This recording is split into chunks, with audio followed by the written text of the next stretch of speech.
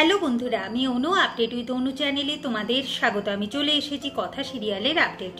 কথা সিরিয়ালে তো দেখা যাচ্ছে যে নরনারায়ণ সেবা ভালোভাবে হয়। এরপর জুনির কাছে আক্কে জিজ্ঞাসা করে যে জুনি তাকে অ্যাভয়েড করছে কেন।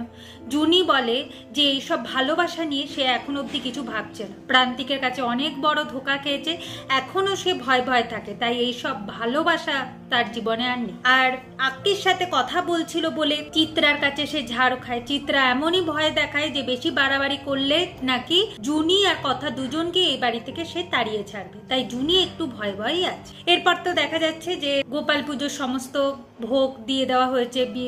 গোপাল ঠাকুরের জন্য যে বিশেষ ভোগটা বানানো হয়েছিল সেইটাও কথা গোপাল ঠাকুরের কাছে দেয়।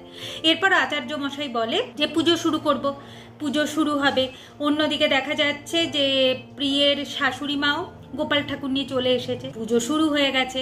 এরপর হচ্ছে আরতি করবার সময় এসেছে, তাই আরতি করবার সময় কথাকে বলে সে যেন আরতি করে, আর এভিকেও ডাকে আরতি করবার জন্য। কিন্তু এভি তো কোনোভাবেই আরতি করতে চায় না, কারণ তার ঠাকুরের প্রতি কোনো বিশ্বাস নেই। আর এই নিয়ে দাদু নাতির মধ্যে একটা ঝামেলা শুরুই হয়ে যায়।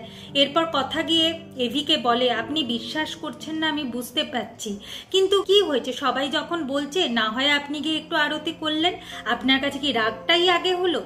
এরপর এভি তার মায়ের কথাগুলো মনে পড়ে যায় যে তার মা বলেছিল বেশি রাগ করা ভালো নয়, গুরুজনেরা যা বলে সেটা শুনতে হয়। আর এভির ওপর এই গুহ পরিবারের মান সম্মান জড়িয়ে আছে, তাই এভি আসে কথার সাথে আরতি করতে। এভি আর কথা একসাথে আরতি করে, আর সেখানে আবার চিত্রা বলে ওঠে যে এরকম নাকি অনেক সময় অলৌকিক ঘটনা ঘটে, যে যেখানে গোপাল ঠাকুর ভোগ গ্রহণ করে, দুধ খায়, আবার অনেক সময় নাকি অনেক বাড়িতে ছোট ছোট গোপাল ঠাকুরের পায়ের ছাপও পাওয়া গেছে।